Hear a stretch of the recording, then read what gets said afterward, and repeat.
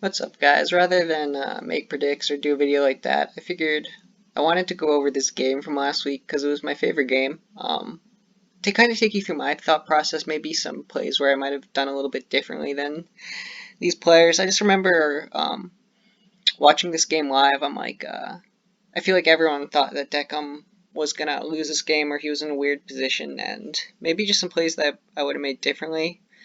Um, I've only watched it like once, so it might take it might take a while, but I don't know. We'll see how it goes. So yeah, I don't remember everything about this game, but just looking at the lead, traditionally I think you'd think for Deckham that Urshivu would be a good lead. For MJ would be like Lando, because Scarf Lando is generally a very good lead. So you could expect Urshivu just to like U-turn out versus some stuff. You could expect Lando. If you're expecting Lando, you could go Hippo, but and then, like, considering that Urshi is probably the best lead here, although you can make a case for some others, MJ's lead is probably just going to be Lando or Clef. Anyways, as we can see, we first see Urshi versus Clef.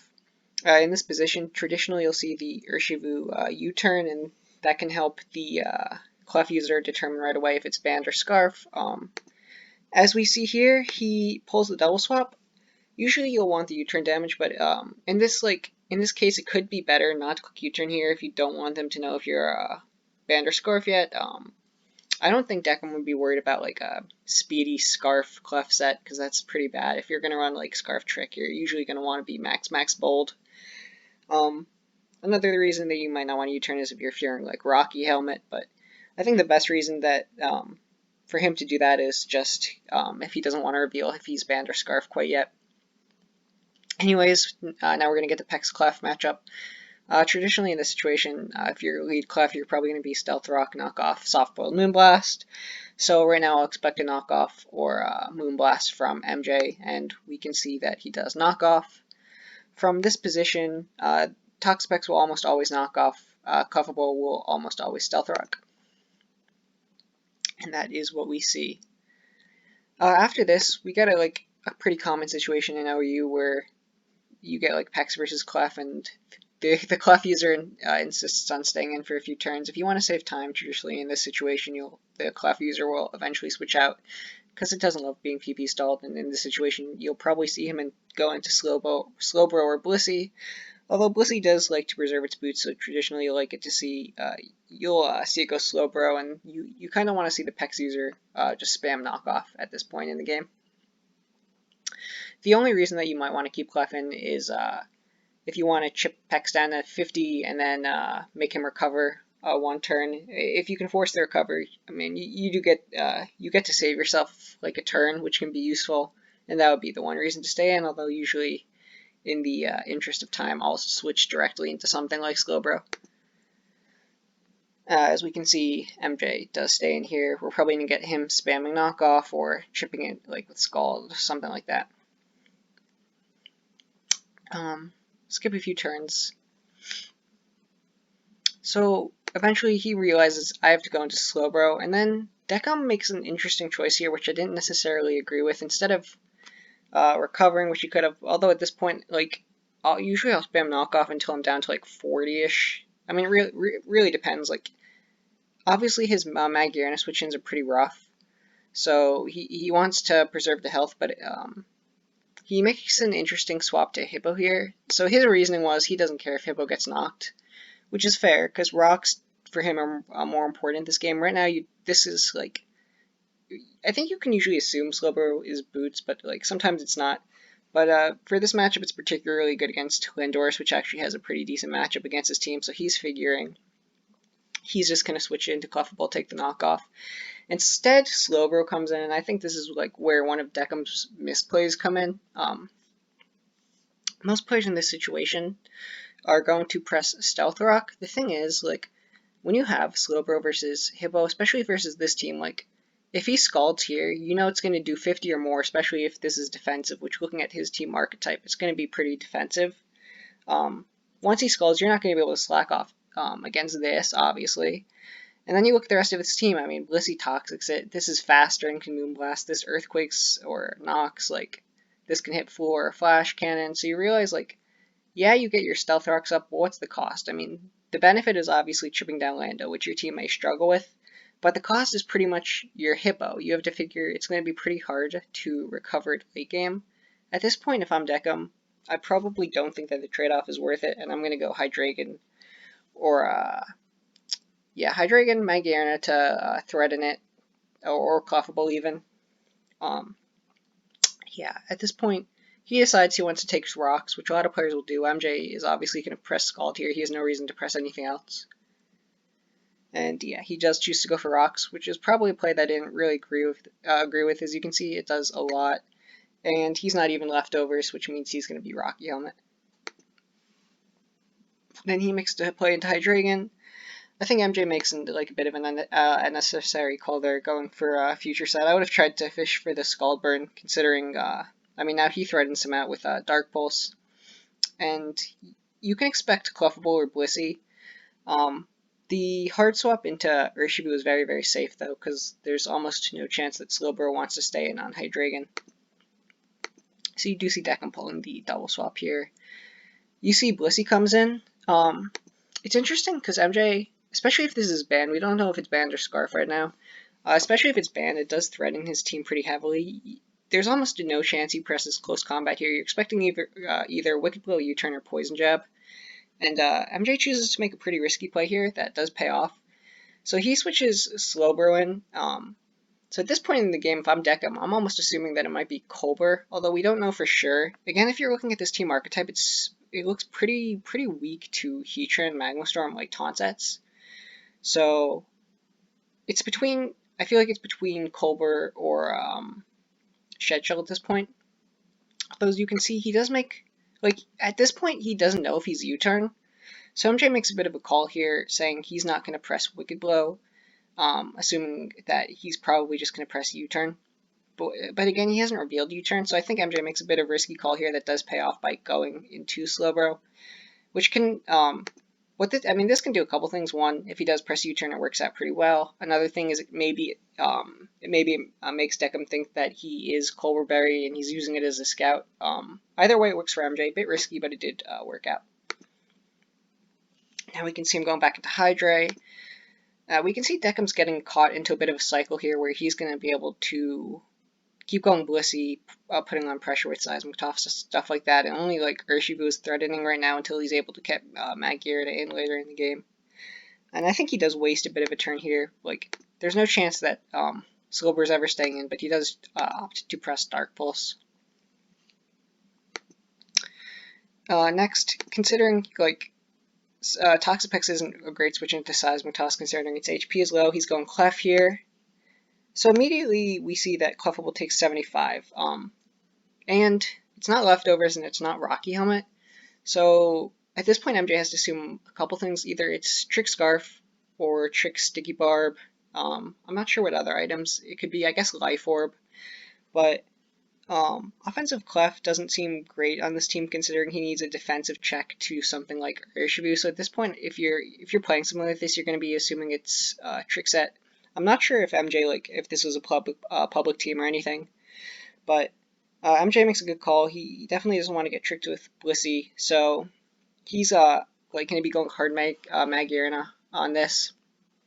And Deckham makes the double swap. I don't think he wants to reveal Trick quite yet. And now they get into a situation where it's Mage versus Mage, and this isn't quite optimal for Deckham considering how badly he needs his. If this is Trick, it could be especially bad. So in this situation, he probably, I guess you could Calm Mind, but okay, he actually goes Hippo. He was in a pretty rough situation here, because if he presses Volt Switch, suddenly Lando can come in, force 50-50s with U-turn or Earthquake with Clefable and Hydreigon. Either way, it's pretty bad for Deckham, which is kind of just like another reason why taking damage from that Slowbro earlier was pretty bad, because if he, it just made it so that if he did Volt here, that Deckham was going to be in some trouble. So Deckham instead decides to go Hippo, which MJ makes a pretty good predict here. He does Flash Cannon. Immediately Deckham's in a pretty bad situation. The only mon he can switch in is Pex, which means he doesn't even get any offensive pressure from his Hippo dying. So yeah, this game starts out pretty heavily in MJ's favor.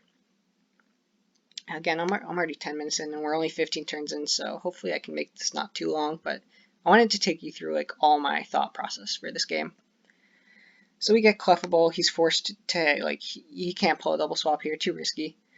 And now we're just going to get some like Clefable Blissey exchanges until again he decides to hard swap into Slowbro, which is a good play. He's Poison Jab. Generally I think Scald is better, but it could be good if you think you're like a bit weak to Blue, which, I mean, his team isn't great. He has Magiana, but we'll later find out that it's not like Flash Can or anything. So Poison Jab, interesting tech that can be used over Scald, I guess.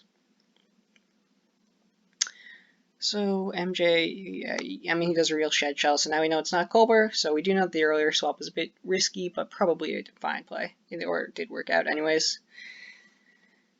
In this situation, we're almost always going to see a U-turn. There's no way he sacks Pex this early.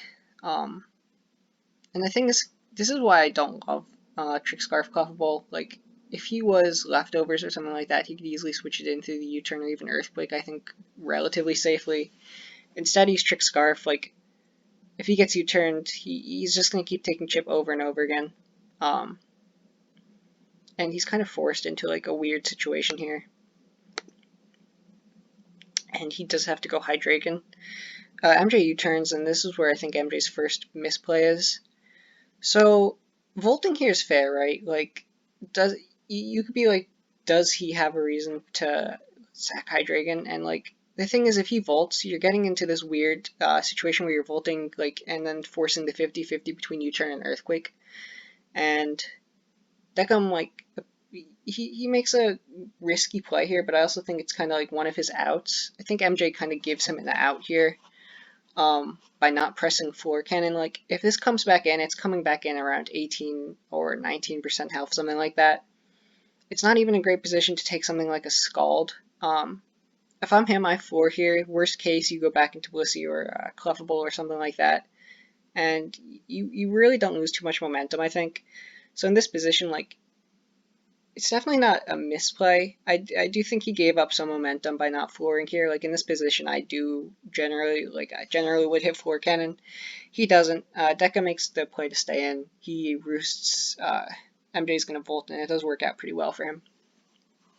And that's just kind of a play that I thought maybe not completely optimal, but now we're going to get some Clefable Blissey interactions. As we can see, this is down to 50 now. You can't even really trick the Blissey, because if he Seismic tosses, then you're left on 25, and then you're really worried about the opposing Urshifu.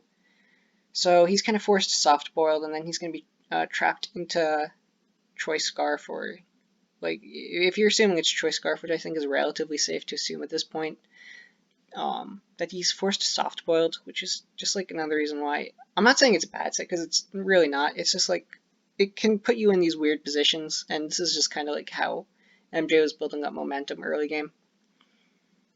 So he has his free swap into Mage, and you can almost assume 100% that he's going to be going for a Volt Switch here, which means he's forcing more weird turns with Urshifu or Orlando. So you see the Pex, you see the Volt coming, and now he has a pretty free swap.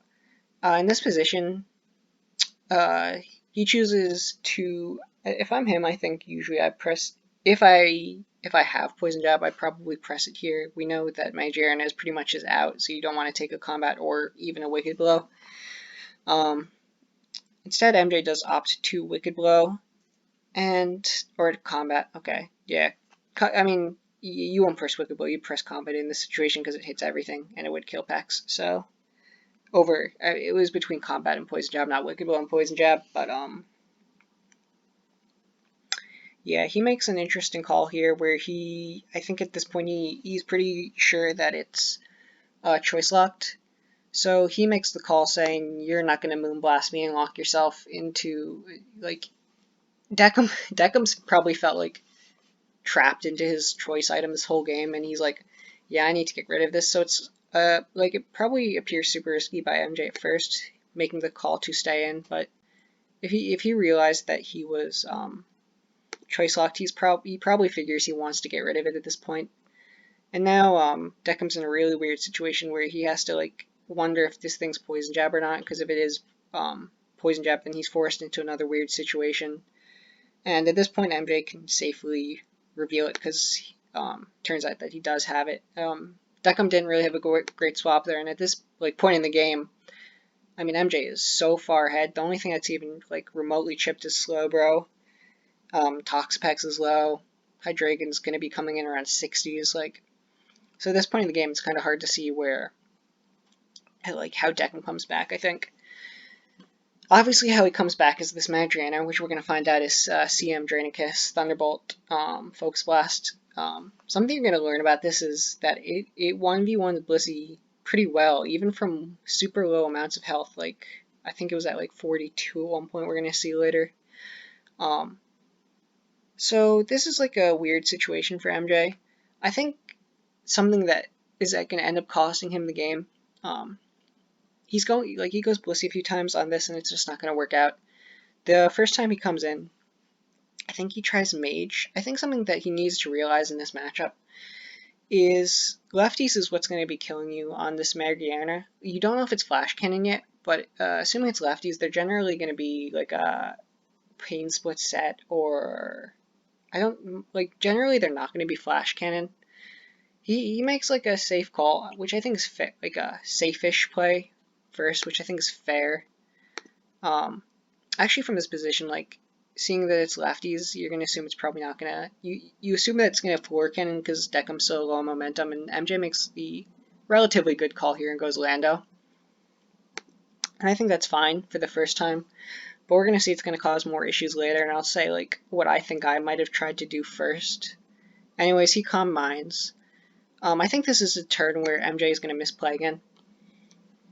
We know how important this Magriana is to Deckham. I see no reason why he would ever keep it in here, and I think MJ is probably going to Earthquake here, and I think it's just a momentum kill. I think if you U-turn, worst comes to worst, you get to scout it. One that I always thought he should bring in a bit earlier than he did. I think it's a hard play to make in the moment, but lefties are so important to CM Magrianas, and I think he waited too long to try to knock it off with Clef. If it's not Flash Cannon, CM sets are almost never floor cannon. They're almost always going to be a Draining Kiss, Stored Power, Thunderbolt, Focus Blast, stuff like that.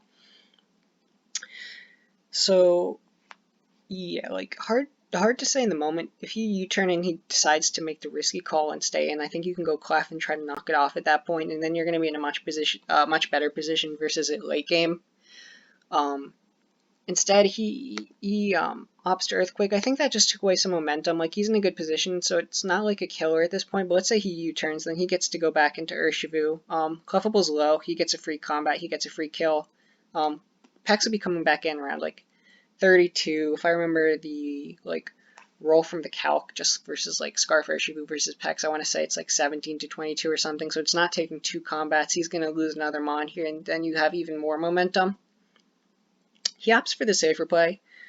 I think it's fine at this point of the game. I just don't know if it was super necessary. If I'm him, I probably try to press U-turn one time, then worst comes to worst, I go Clef and knock it off.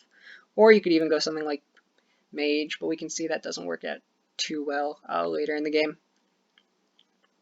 So he goes Earthquake, and now he is forced to swap, but he still has the Blissey matchup, and the only thing you can go on Blissey at this point is really... you can go Mage or, yeah, I mean, he goes Mage, which is fine. You can't even go Pex at this point, so. Now, this is another turn where MJ doesn't really make the optimal play. Considering he's not Trick, which would have probably just won the game at this point, I think this would have been a good time to try out Clef. You don't need it too badly, as long as you still have Blissey for Hydreigon. Yeah, knocking this off earlier would have been so good for him, and it's hindsight 2020, but it's also, it does come back to bite him a bit. So he Calm Minds. He's going to Calm Mind again, because there's no way Lando comes back in at +1. He kind of figures Lando's his best shot at taking it. He has to figure that Lando's his best shot at killing this late game, so there's no way he's going to risk stacking it at +1. So he gets a free CM again. Now he's going to be able to spam Draining Kiss unless MJ fishes with the drop, which we can see he does, and now Deckham's going to be forced to kill with either Thunderbolt, Focus Blast, whatever coverage this is going to run to hit steals. We can see its Focus Blast hits, good for him, because if it didn't, that was probably game right there too. Now Urshifu comes in, and as you can see, it just picks with combat. And Deckham, I think, he definitely makes the right sack here. He doesn't need Urshifu at this point. He desperately needs this as his Hydreigon as his Earthquake swap. He desperately needs Pex, and this is still his win con, so good call going into Urshifu. And then MJ has the free combat. And it's Scarf at this point, so bit of a momentum kill here. He decides to combat again. I think it's fair. Like, if Deca made a weird double swap here, it's fine.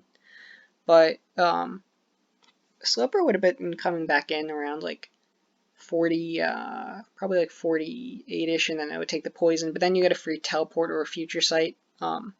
You probably want to just immediately teleport out, because you never want Magiana coming back in for free. Considering it's at 36, your sole goal here should be to keep it low. I don't think that's necessarily possible, because I think the way you have to do it is by going Clefable first and knocking it off. Once you realize that this thing is probably not Flash Cannon, if it's CM Dranica's Focus Blast, you know it's going to be Stored Power Thunderbolt to hit Pex. So at this point, I think the trade-off, so what MJ is figuring here is kind of what I said originally, that he has to keep it low, but I think the thing is he has to actually give it some health back, but knock it off. That's kind of the play. It's just so important to knock this off earlier than he did. If you're ever playing a CM mage like this, I think that's something you got to consider. Or maybe they'll just ban Magiana, because they probably should. Anyways, he makes a play to stay in, which is kind of just there was just a couple turns. He never made a giant misplay, I think, but it was just some turns he could have gotten some momentum that he didn't. If you went to Bro immediately teleported out, then you go into Landorus and you're gonna force some weird situations, which I'll talk about a little bit later. So in that situation, I think he chooses to Slack, which is just a bad play. You teleport there. There's no reason to let Magiana get health back or chip it that low. Slack off was a bad play here. So from this position, I think U-turn seems like such an obvious play, but now that Pex is at 65, you know it's coming back in around 88, which actually makes it a pretty good Earthquake scout. So I feel like most people in MJ's position will do the same thing he does.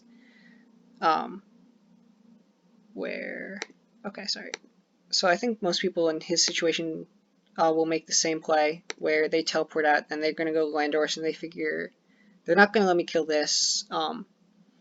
So U-turn's the safest play. The thing is, if he Earthquakes, right, because Pex is super free.